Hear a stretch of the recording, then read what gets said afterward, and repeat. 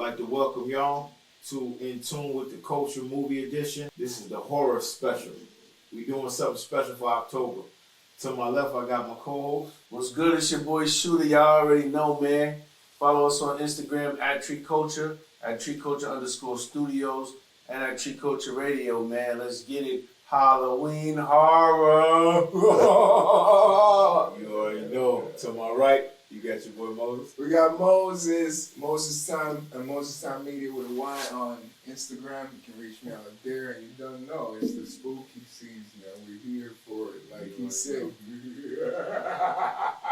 We got black. Some of us all blacked out. Shooter got the hoodie on, ready to Michael Myers you up. So without further ado, we're gonna do our top 20 horror flicks all time. So we're gonna start it off at number 20. We got that Wolfman joint, the one with Benicio del Toro, Anthony Hopkins. You know, we're gonna give our little piggyback. Shooter, how you feel about the Wolfman? I liked it, man. Like, we actually had another movie in place of that, but we watched a little scene, that little chamber scene, and I liked it, man. Like, you know, it brought back. It's been a while since I actually seen the movie, Right. So watching that one scene brought back a lot of stuff from the movie.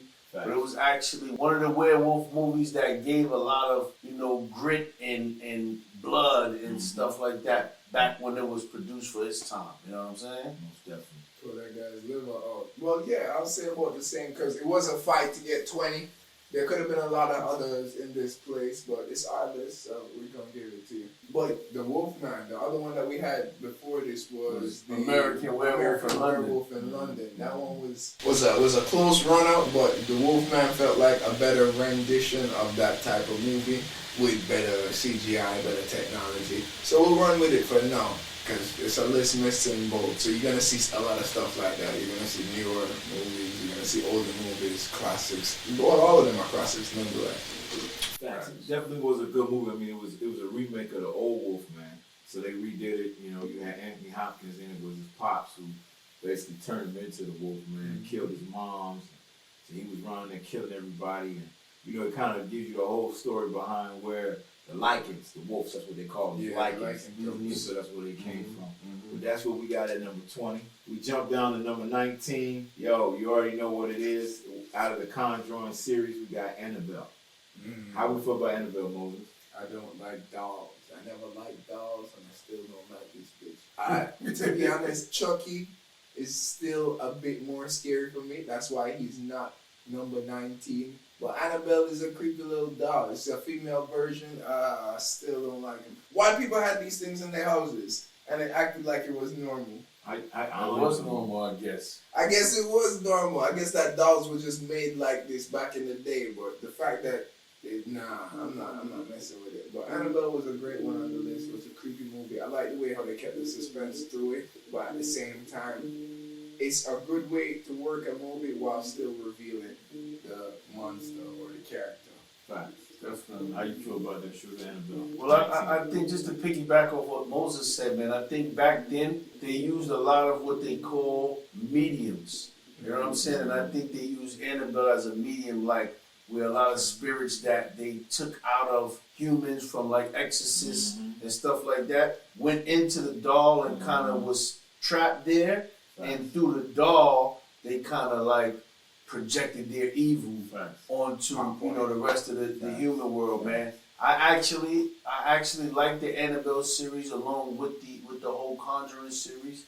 You know what I mean? I think the Exorcist part of it is one of my top 5, not top 5, but like one of my top horror genres in terms of like slashers, werewolf, zombie. I like a lot of the Exorcism series. You know what I'm saying? And I think Annabelle kind of brings one of the top scaries in that genre.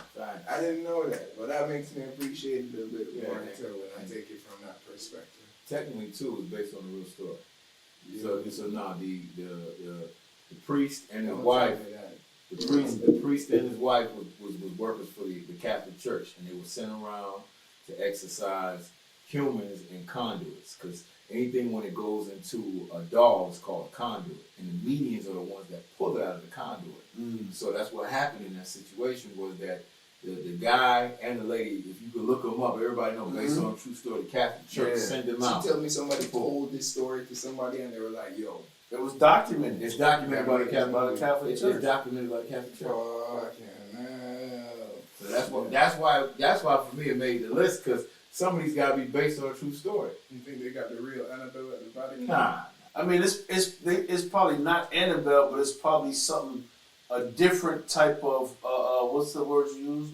Conduit Yeah. that they use. They don't want to give up everything, but they, you know what I'm saying? They They do use have it. mediums though. They do have mediums. But I definitely honestly believe that a lot of the exorcism movies and stories are based on real life events. You know what I'm saying? It's based on real events that's documented by mostly by the Catholic Church. You know what I'm saying? Telling the truth. Well, most of these stories, like even now, you know, when we go up the list, you know, Texas Chain Massacre was a true story. Yeah. Ed Gein was an actual murderer, bro. He went around and killed people and wore people's faces and killed them. And they gunned him down and killed him. Some of these movies are based on true stories. Now, Freddy and all the other ones, when we get to them, is different. Well, I think a lot of the older ones were kind of based more on true stories than the newer ones, because you really didn't have much technology and you really didn't have much screenwriting to kind of say, yo, we're gonna just write out this whole movie. So it was kind of like,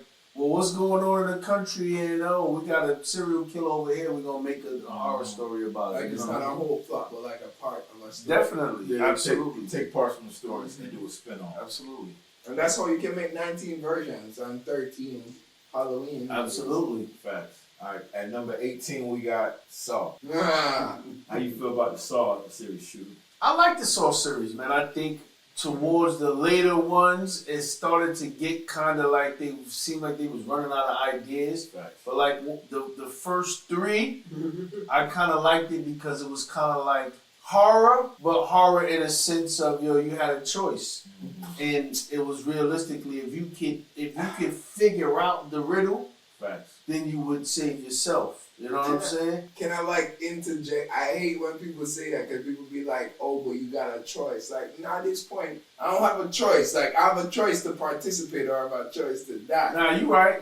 And maybe that may be the wrong word. It may not be a choice. But you have an option of being able to free yourself by solving whatever the riddle is or not. I think for me, the most scariest was the way that people was dying. Like, he was drilling through people's head and blowing their heads off and dropping them in a whole thing of needles, and it was crazy. You know what I'm saying? Like, you had to kind of go through a scenario even in order to free yourself.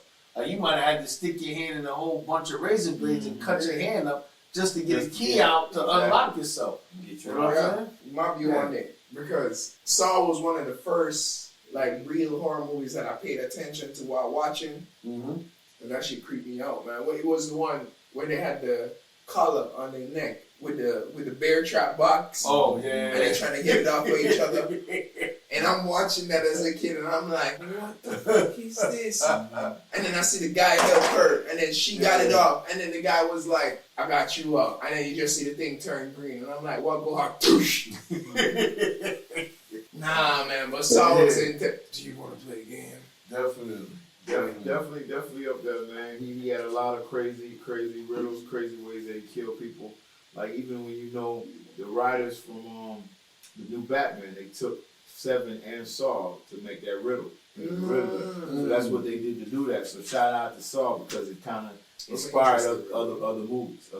At number 17, we gotta have a Stephen King flick on here. If there ain't no Stephen King, then we ain't doing no real horror list. We got The Mist at number 17. Mist, how you feel about The Mist there, Moses? I feel worse about The Mist than I did about Annabelle, because that movie had a decent piece of suspense. And it's a movie about monsters, but it's one of those movies that really make you think about the humanity aspect of if everything went to shit. And it's not just the monsters that you have to worry about, but the people that you have to survive with too. And it flipped all of that on its head. Once the suspense was out of the way, like, is this real or is this not real? But we still have to get out of this situation and move to a new location. As soon as we were outside of the place, everything went to hell. My mind went wild. I was like, this wasn't real. This wasn't real. I didn't believe this. I saw like the little cockroaches, the little mosquito things. So when the mosquito bit the guy's neck, like you said before, they started swelling up and like fat. head. Yeah. When we went outside and I just saw shadows in this mist, taller than skyscraper buildings, and this guy driving. Nah, the mist was a great one. I had to applaud that one. That was some good use of suspense and like even low budget. I don't even think the budget was that high. Nah, the budget was pretty big high because they had to get all that CG for those monsters. Yeah, but most of it was in the supermarket. It was, but just for that's one set. No, it was one set, but just to create those monsters, it was a lot of CG and money behind that. How you feel about the Mist, Shooter? Honestly, man, I don't remember the Mist too much, but I can say this, man. Like the mind of Stephen King, the suspense horror genre in the horror flick division is awesome, man. You know that anything Stephen King puts his hand on, it's a classic. You know what I mean? I remember one scene where they was kind of like in the supermarket, and these like, I don't know if they was big mosquitoes or bats or these flying things was like hitting the window. Yeah. And I was like, oh, this dude Stephen King gotta be like, he gotta be mentally ill, man. He gotta be disturbed. Like when they say the difference between genius and insanity is this line. Facts. Like I believe it when it comes to Stephen King, man, Facts. because the things that he thinks of and he puts into his books and his movies is unprecedented. You know what I'm saying? Facts. You know, spoiler alert for me, one of the things that blew my mind wasn't even the monsters, was the end of the movie. Remember, they all got away because the monsters got to the supermarket. They're driving away, they run out of gas. There's 6 bullets in the gun. He kills his son, he kills the girl, he kills the old couple, and then when he goes to shoot himself, there's no more bullets. Hold on, you ruined it, Moses. You ruined it, Moses. He tried to kill himself. There's no more bullets, and then the army comes and they save the day. He done killed his own son, killed a new love interest. Yo, everybody dead, and he out there on his knees crying like, bro, no. We were supposed to wait. So yeah, definitely that shows how twisted Stephen King. We were supposed to wait. Yeah. Right. 5 more minutes, right? Exactly. Right. If he just waited 5 more minutes. But finally, man, last one we got on here. If he had one less bullet, that would have been a problem. Because everybody else would have been dead. The cops would have been there, and you would have been to blame. It would have been a whack ending, though. Yeah, and it would have been whack. It's a better ending, the fact that literally he alive and he got a. Now, lastly, bro, the number 5, we had number 16 of the top 20. Bram Stoker's Dracula. You know there ain't no horror. Literally, the whole mind of horror came from Dracula. You know, in that movie we had Anthony Hopkins, we had Gary Oldman, we had Keanu Reeves, we had Winona Ryder, a lot of great actors in that movie. That was a classic. You know, Bram Stoker was the writer of the Dracula movie, actually the writer of the book, so they kept it original to the book. How you feel about that movie, Steve? The whole, just the Dracula story, not necessarily the movie, but just Dracula and what he means to the lore of Halloween. The movie in of itself was really interesting because that was one of the movies that really gave you the person how Dracula worked. And like the nuances amongst vampires and the king of vampires himself and his little cadences. He started off old and then he aged back younger. It really set like a tone for what the vampire movies would be like moving forward, especially even thrillers in general or just movies with like certain plot twists that you won't expect, because that movie had layers of twists. Like it had a impactful plot twist in each. There are segments of the movie, so the first segment, second segment, and third segment each had like impactful slots. So I feel like it did a lot for vampire movies going overall, because it can give them more than just being I'm just a vampire creature.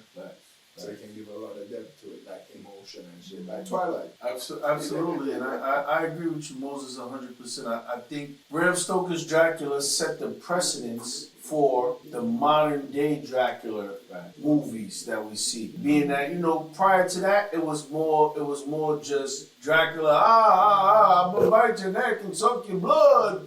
You know what I mean? But I think Bram Stoker's Dracula gave us a little bit more into Dracula. It gave us why he drank people's blood. You know what I'm saying? Why he fed off human stuff like that. So I think that kind of set the precedence going forward for the whole Dracula series and the other Dracula movies that was to come after that, and in the vampire world. You know what I mean? Facts. I mean, you look at it, you know, we wouldn't have death dealers from Underworld if it wasn't for Dracula.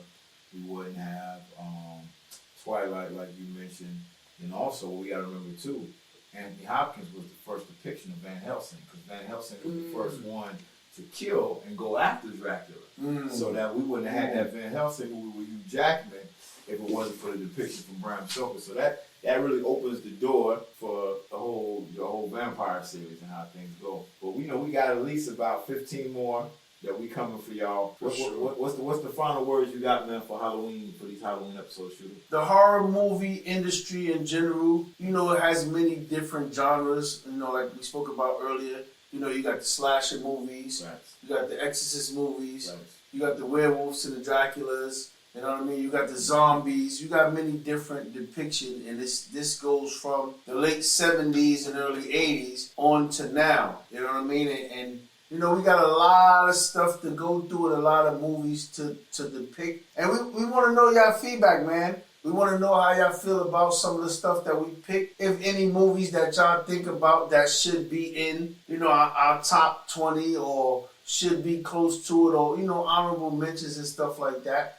We're not perfect. We're not going to get it right. It's just, you know, our honest opinion and our depiction of, you know, some of the stuff we like. Stay in tune. Moses, what you got for us? Yeah, I couldn't have said it better myself. Well, the movies that we got coming in, it's going to be a hard selection for each, but we're going through our list and we'll give you our selection. We'll give you our bites and our little slice opinions on each. We like how it's going so far. Well, this is a little in the meantime for the season. Keep y'all cozy.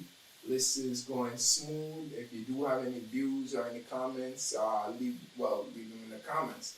And if you have any other videos that you thought or any movies that you thought should have been in the top 20, or give us your list of top 20.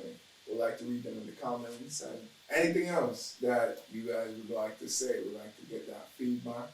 And we're going to be entertaining you guys for the season. So you see this now, you see Christmas coming, you see the rest coming. We got a lot in store. Definitely, man. Y'all definitely tune in. Let us know what you think. And you know, everybody said the same thing. Write something in the comments below. Let us know your favorite jump scare. If you like going to Halloween Horror Night, let us know what the best Halloween Horror Night depiction was. Shout out to those who going out to Halloween Horror Night. Started in September, ends in November the 2nd. But we here doing our Halloween top 20. Y'all tune in, check us out, follow Street Culture, follow Moses Time, follow Ace Lombardi. We here. Happy Halloween.